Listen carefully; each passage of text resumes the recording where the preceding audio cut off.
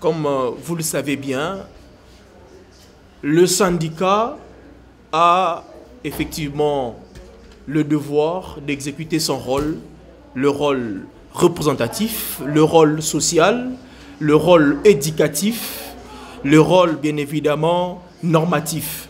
Et lorsque nous parlons du rôle normatif, beaucoup savent seulement que le syndicat est là pour défendre les intérêts des travailleurs.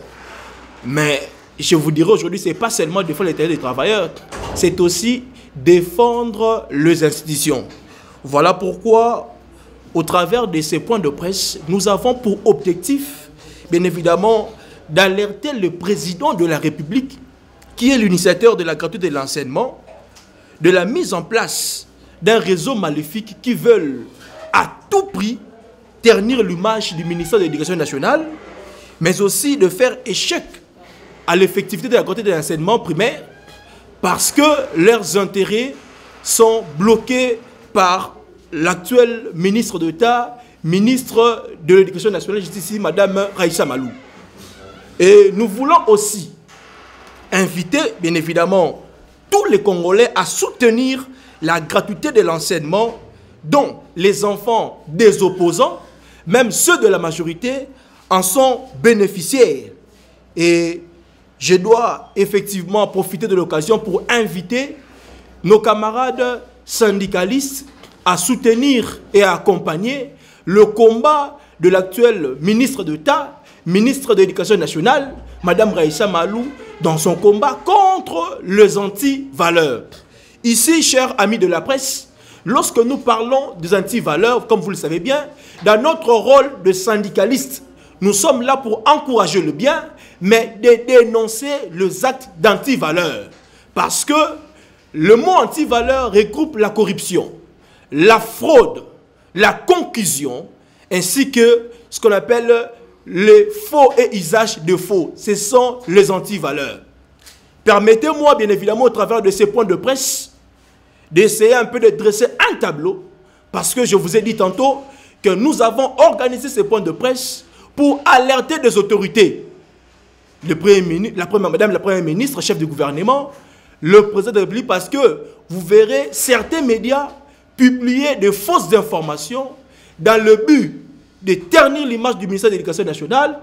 Ils sont bien évidemment au service des officines politiciennes, juste parce que ceux-là voient leurs intérêts être bloqués et dérangés. Je dois vous dire ceci, que depuis l'avènement de l'actuel ministre d'État, ministre de l'Éducation nationale, hier, nous avons décrié cela. La présence des intervenants étrangers, où vous verrez de partis politiques recommander leurs membres, qui ne sont même pas du ministère de l'Éducation nationale, autrefois EPST, pour venir faire fonction d'autres des surveillants, de chefs de ligne. Ce sont des anti-valeurs et nous dénonçons cela. Mais aujourd'hui, il n'y a plus question des intervenants étrangers. Il n'y a plus question de recommandations des partis politiques parce que l'administration publique est apolitique. On ne peut pas avoir des intervenants membres des partis politiques qui sont chefs de ligne pour distribuer les items. Franchement, l'actuel ministre d'État lutte contre la politisation de l'administration publique. Et plus question, bien évidemment, de publications tardives. Et d'ailleurs, par conséquent, je dois vous le rappeler ici, pour le cas de l'édition 2022-2023, qu'est-ce qui s'est passé? On a contesté même le résultat de l'examen d'État. Parce qu'il y a eu des intervenants étrangers. Ça veut dire ceux qui ne sont pas du ministère de l'Éducation nationale. Mais aujourd'hui, prenons le cas de l'édition 2023-2024, on a publié dans les 25 jours après la fin de l'examen d'État et le résultat était fiable. Je prends encore un autre cas. Hier, le ministère, parce que je suis en train d'étaler tout ça, parce que ces gens-là veulent ternir l'image, j'insiste ici, du ministère, parce que leurs intérêts sont dérangés. Hier, le ministère était distingué par des détournements décriés par l'IGF, mais aujourd'hui, on doit quand même saluer, après l'avènement de l'actuel ministre d'État, le ministère a bénéficié d'un appui venant des partenaires techniques et financiers de 1,4 milliard de dollars pour appuyer l'effectivité de la gratuité de l'enseignement primaire. Ça, on doit le saluer. Parce qu'un syndicaliste n'est pas un opposant. Un syndicaliste est celui qui accompagne les bonnes actions et qui dénonce les mauvaises actions que nous appelons aujourd'hui les antivaleurs. Hier, le ministère n'avait pas de boussole politique. On n'avait aucune politique hier. Mais aujourd'hui, on doit reconnaître qu'il y a des prouesses. Parce qu'à ce jour, le ministère a maintenant un plan quinquennal de l'éducation. Ce qui fait que même après le départ de l'actuel ministre d'État, celui qui viendra ou qui viendra succéder, bien évidemment, peut utiliser le même plan quinquennal. On doit le saluer. Quatrièmement, il y a le dossier des recrutements irréguliers, qui d'ailleurs est déjà en violation des articles 4, 5, 6, 7, 8 et 9 de la loi numéro 16/013 du 15 juillet 2016, où vous voyez des gens recrutés directement au grade de commandement. Nous disons non au recrutement au grade de commandement. Nulle part ça s'est fait. Allez visiter certaines directions, vous verrez des amis, des concubines, même des copines de certaines autorités qui effectivement occupent des postes de commandement en violation des dispositions que je viens d'étaler tantôt. Une personne, un monsieur, une dame, recruté directement au grade de chef de division. Ça ne peut pas se faire. Et c'est ce qui se faisait hier, que nous condamnons, que ce sont des antivaleurs. Hier, bien évidemment, il y avait la question de la pléthorique. Comment pouvez-vous comprendre que dans une antenne, par exemple de la Dinakopé, vous avez 180 agents. Pour quel travail? 180 agents dans une seule antenne. Pour quel travail? On doit se poser des questions. Regardez-moi bien dans les yeux. 180 agents. Pour quel travail?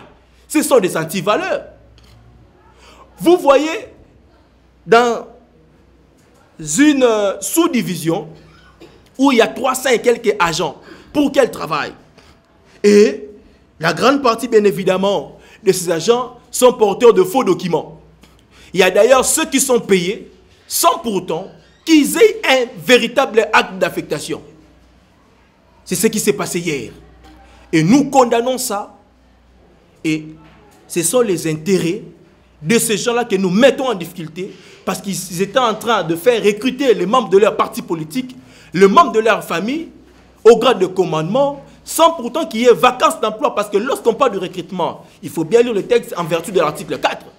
Le poste doit être vacant et budgétairement prévu. On ne recrute pas comme ça, vaille que vaille.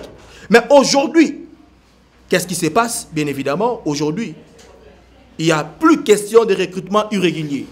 Prenons le cas de la Dinakopé, ex-Sekopé, où il y a plus d'une cinquantaine de ceux qui occupent le poste de directeur.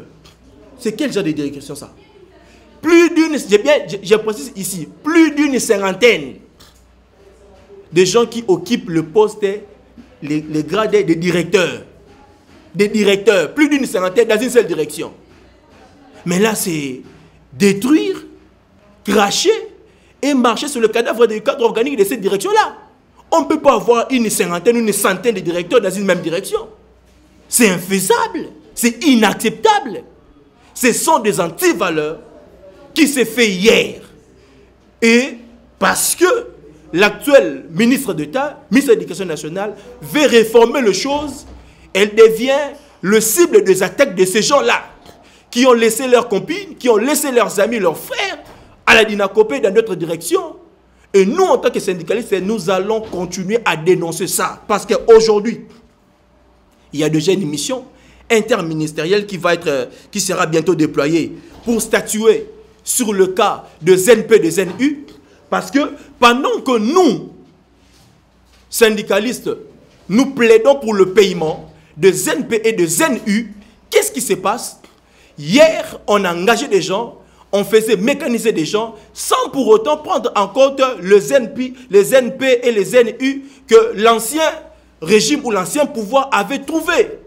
Mais aujourd'hui, la ministre d'État s'inscrit dans la démarche, bien évidemment, de prendre en compte les ZNP et le ZNU pour régulariser leur situation. Je dois encore, bien évidemment, donner un coup de projecteur Comme je l'ai dit qu'hier, c'était question de recrutement au grade de commandement. Aujourd'hui, tout au cours de cette émission-là, tous ceux qui ont été recrutés au grade de commandement, leurs dossiers seront traités au cas par cas. Parce qu'il est inacceptable de voir quelqu'un qui quitte de sa maison et être ici directement comme chef de division, chef de bureau, voire même directeur. C'est inacceptable. Hier, nous avons décrié ce phénomène qu'on appelait phénomène de désactivation. Ou d'ailleurs, moi-même, j'étais victime de la désactivation. Ça veut dire, sur base d'humeur ainsi que de la volonté d'une autorité politique, on est là quelqu'un sur le listing de paye. Moi, j'ai été victime de ça. Où on désactivait les gens, tu dis quelque chose, tu as un propos, même si cela s'avère vrai. Il n'y a pas d'action disciplinaire, on ne vous donne pas la parole, automatiquement on vous coupe le salaire. Aujourd'hui, ces phénomènes-là ont été arrêtés. On a mis fin à ces phénomènes-là. Et nous, en tant que syndicalistes, on doit encourager cela. Cinquièmement, hier, il y avait interférence politique dans le fonctionnement de plusieurs directions. Ce sont des anti-valeurs. Ce sont des anti-valeurs.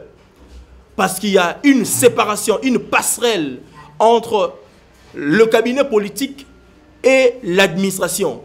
En ce sens où le cabinet ne peut pas s'ingérer, je parle du verbe ingérer, dans le fonctionnement des directions. Mais c'est ce qui s'est passé hier, où vous voyez bien évidemment, on vient contrôler une direction par l'IGF, le politique se met déjà à s'agiter. Là, c'était hier.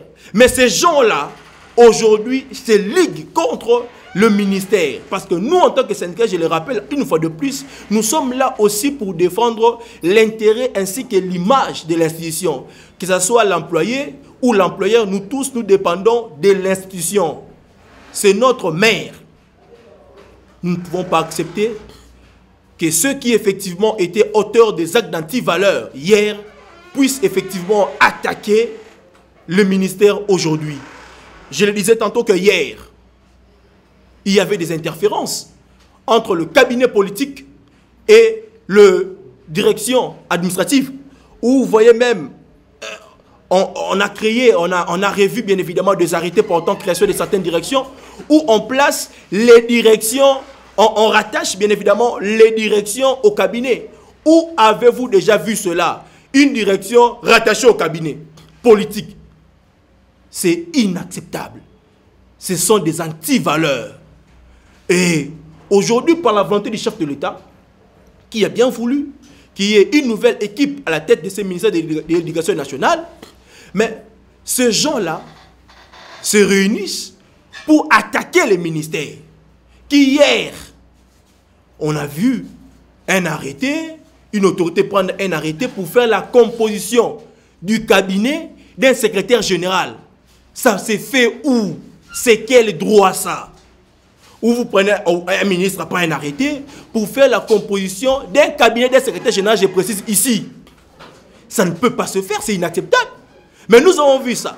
Et ce genre de personnes aujourd'hui veulent utiliser le voix de certains médias que moi j'appelle des médias des déserts pour ternir, attaquer l'image du ministère. Là, nous disons non. Mais aujourd'hui, rien ne peut se faire sans l'aval du secrétaire général. Aujourd'hui, les directions sont libres de fonctionner. Aujourd'hui, il n'y a plus question de rétrocession, de rétrocommission. Aujourd'hui, bien évidemment, aucun document ne peut arriver au cabinet sans pourtant que cela ne passe par le secrétaire général ou le secrétaire général. Ce sont des valeurs à encourager. Lorsque nous parlons ainsi, ce n'est pas que nous voulons tirer le drap du côté de l'employeur. Mais nous ne pouvons pas aussi accepter que l'institution ministère éducation nationale soit attaquée ou ternie par ceux qui effectivement étaient les verbes des anti-valeurs hier. Voilà pourquoi je suis toujours en train de vous faire une approche comparative de hier et d'aujourd'hui. Hier, bien évidemment, je dois le dire, il y a eu la création de bureaux gestionnaires sans acte d'affectation. Parlons peu, parlons bien. Dans des zones à conflit. Ici, je dois rappeler que le dossier du M23 ne date pas d'aujourd'hui. Mais pendant que nous suivons des informations, il y a déplacement des familles, il y a fermeture des écoles, on crée des bureaux gestionnaires dans des zones à conflit. Et soyons sérieux. Dans une zone à conflit, on crée un bureau gestionnaire sans acte d'affectation. Le contrôleur du SECOPE ne sait pas arriver dans des zones pareilles. Et maintenant, ces bureaux gestionnaires-là sont payés, mécanisés, les enseignants payés. Pendant que nous suivons, vous et moi, les informations, il n'y a pas d'enseignement dans ces zones-là. Les zones sont occupées par des forces négatives. Mais on mécanise, on paye et on ne sait pas contrôler. Où avez-vous déjà vu là où vous mettez de l'argent et vous ne savez pas contrôler? Ça s'est fait hier. Il y a de ceux-là qui ont été payés, mécanisés, sans un acte d'affectation. Je l'ai dit ici tout haut. Je mets ma chevelure à raser. Il y a des gens qui se retrouvent à la paye à la banque sans un acte d'affectation, sans un acte d'engagement. C'est hier. Maintenant, lorsque l'actuel ministre bloque, verrouille bien évidemment ces entrées-là, elle devient le cible des attaques. Nous aussi, nous disons non en tant que syndicalistes. Un syndicaliste étant légaliste, nous disons non à ça. Ça ne peut pas se passer ainsi. Voilà pourquoi nous allons vider notre sac, faire des points de presse pour alerter le chef de l'État de fermer les oreilles. Et on va enfoncer, on va boucher, on va bien évidemment verrouiller tous les canaux qui effectivement permettaient à ces gens-là de torpiller la gratuité, de se payer de l'argent sur le dos du salaire de l'enseignant congolais. Hier, bien évidemment, on ne peut pas comprendre qu'il y ait la mécanisation des agents non connus par la DINACOPE. Imaginez-vous, vous arrivez, ça d'ailleurs je l'ai dit ici comme exemple, nous étions à Mokonto, où vous voyez des chefs coutumiers, des policiers être payés par les SECOPE. Par quel mécanisme? Par quel mécanisme un chef coutumier, un policier peut être payé par les SECOPE? J'ai vu ça à Mokonto. Là, c'est hier. Mais aujourd'hui, je dois vous informer, par la volonté de Madame la ministre d'État, qui effectivement a placé M. Boniface Mbaka à la tête de la DINACOPE. Mais pourquoi il y a eu assez de tumulte? Pourquoi assez d'agitation? Aujourd'hui, le temps nous donne raison. La DINACOPE vient d'instruire, de faire une note bien évidemment des services pour ordonner la fermeture de tous les bureaux gestionnaires ouverts sans acte juridique ou administratif. Ces bureaux-là seront fermés bientôt. Ça veut dire on ne va plus alimenter financièrement ces bureaux-là. J'ai compris maintenant pourquoi il y avait des agitations dès la nomination de Boniface Mbaka. Aujourd'hui, il y a une mission de contrôle qui effectivement va toucher le 26 provinces administratives de la RDC. Toujours avec Boniface Mbaka, le directeur national actuel de la DINACOPE. Aujourd'hui, juste pour un seul district de la Lukunga, les contrôleurs sont descendus. Juste, je précise ici, un seul district de la Lukunga seulement, on a pu récupérer 63 millions de francs congolais. Regardez-moi dans les yeux, je parle des chiffres. On a pu récupérer 63 millions de francs congolais pour un seul district de la Lukunga. Je répète ici, lorsqu'on a déclenché le mouvement de contrôle, la DINACOPE, juste pour un seul district, a récupéré 63 millions de francs congolais. Alors posons-nous la question, si ce contrôle-là était fait sur l'étendue du territoire national, dans les 26 provinces administratives, on va récupérer combien d'argent? Ces 63 millions-là, cette grande somme-là, était payée chaque mois. On payait les fictifs, on payait les porteurs de fausses commissions d'affectation, de faux actes d'engagement. Alors, vous comprenez avec moi pourquoi ces gens-là sont en train de combattre le ministère. Parce qu'ici, on ne parle pas des individus. Ils combattent le ministère parce que leurs intérêts sont dérangés. C'est ça la simple raison. Nous demandons à l'opinion de tourner le dos à ces fausses informations. Et nous décourageons ici et maintenant tous ceux qui travaillent en collaboration avec ces officines politiciennes pour ternir l'image du ministère, ce n'est pas une bonne chose. Nous allons conclure pour dire ceci. La gratuité de l'enseignement, initiée par le chef de l'État, tout Congolais en est bénéficiaire. Que vous soyez de l'opposition ou de la majorité, comme je l'ai dit tantôt, nous sommes bénéficiaires de la gratuité de l'enseignement. Nous devons soutenir cette initiative. Nous, en tant que syndicalistes, nous avons délié nos langues pour demander à l'opinion nationale et internationale d'accompagner cette réforme qui, effectivement, dans les prochaines années, va toucher les niveaux secondaires, même universitaires, c'est possible. Nous le croyons. Mais nous devons arrêter avec la corruption, arrêter avec la fraude, arrêter avec la mafia. Parce que l'antivaleur, la corruption, ce sont des freins pour le développement.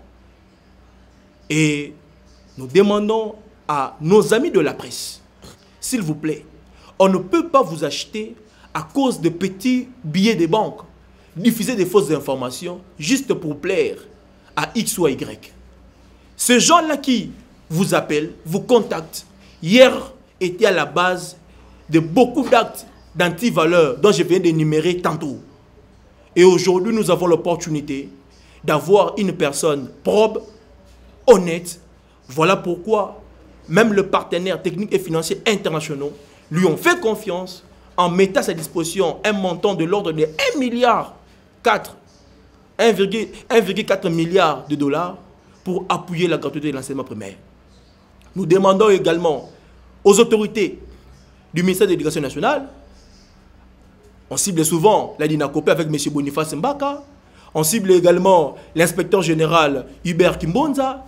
Nous, syndicalistes, nous les rassurons qu'ils ont notre accompagnement. Nous allons les soutenir parce qu'ils sont en train de bien faire le travail. Je vous dis, hier, on falsifiait les attestations de réussite, on s'était falsifié. Aujourd'hui, avec l'avènement du nouveau IG, plus question de falsification. Hier, bien évidemment, l'accès était facile pour intégrer le fichier paye. Mais aujourd'hui, avec l'avènement de M. Boniface Mbaka, ce n'est plus facile. Et je vous rassure aujourd'hui que la DINACOPE d'hier n'est pas comparable à la DINACOPE d'aujourd'hui. Merci, je vous remercie et je me mets à votre disposition pour recevoir ne serait-ce 3 questions, répondre rapidement et nous allons terminer ces points de presse.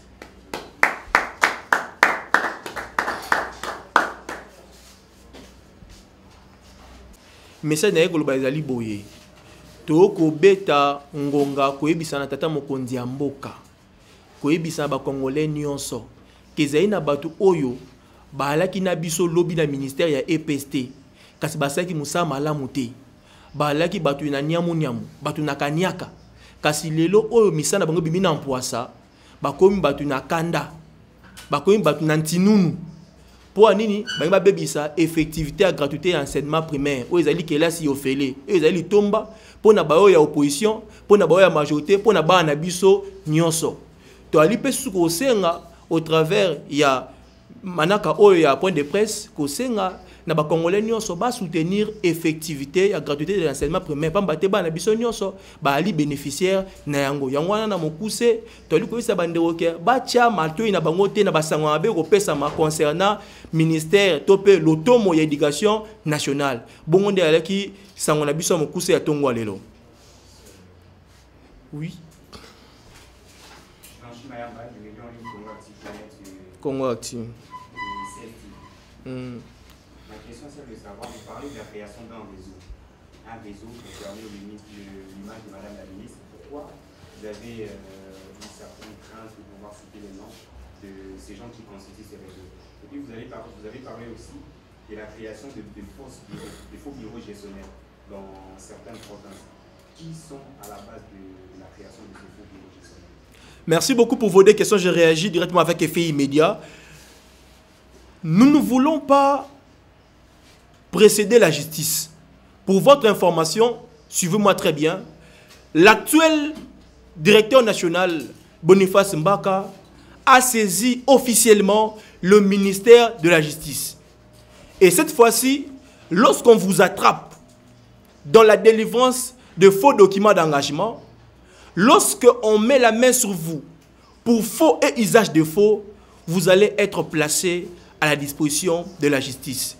Et ces gens-là, dont je cite le nom, je vous dis que la justice va bientôt citer leur nom.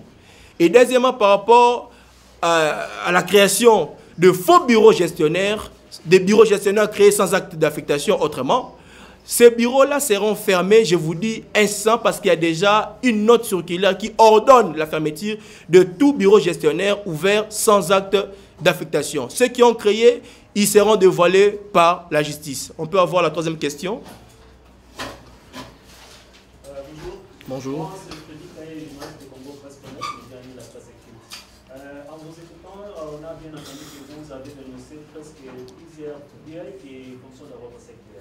Au cas où, et ces dénonciations que vous venez de dénoncer, parce que vous avez donné plusieurs secteurs.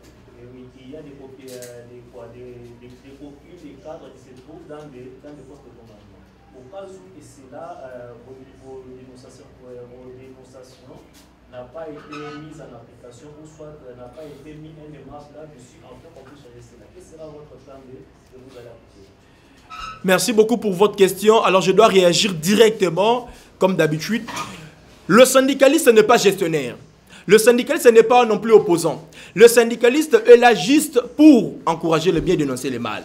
Donc, lorsque nous tenons de telles activités, de tels points de presse pour encourager ceux qui font bien leur travail, au cas où ceux qui sont dans la gestion ne prennent pas en compte nos différentes recommandations, dénonciations et autres, nous n'allons pas nous fatiguer, nous allons encore nous tirer le cheveu pour atteindre l'objectif. Donc, qu'est-ce que je vais dire par là? Tant qu'il y aura fraude, tant qu'il y aura des antivaleurs, nous allons continuer à dénoncer cela. Merci bien. On peut prendre la dernière question pour arrêter ici. Dernière question pour arrêter ici. Une dernière question. Alors, étant donné que je viens d'appuyer toutes vos questions, et j'ose croire bien évidemment que le présent point de presse aura un écho positif et consommé déjà au milieu de l'opinion nationale et internationale, nous disons merci à la presse. Et merci à tous ceux qui nous soutiennent, même spirituellement, même physiquement. Et nous réitérons ici encore que le conseil syndical pour l'émergence des travailleurs, ainsi que le conseil de notre syndicat, est là pour encourager tous ceux qui font bien leur travail. Et nous allons continuer à dénoncer les antivaleurs. Nous vous remercions.